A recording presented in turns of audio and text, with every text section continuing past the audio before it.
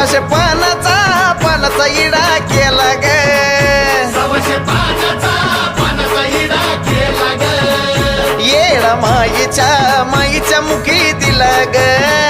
येडा माईच्या मुखी दिला ग, आईचं रंगला होट गोर ग, आईचं रंगला भट गोर ग, गेली खाऊन शंभू मोर ग, गेली खाऊन शंभू मोर ग, जगाच्या निराळा इडा केला ग, जगाच्या निराळा इडा केला ग, म्हणून साजन फेमस आज झाला ग.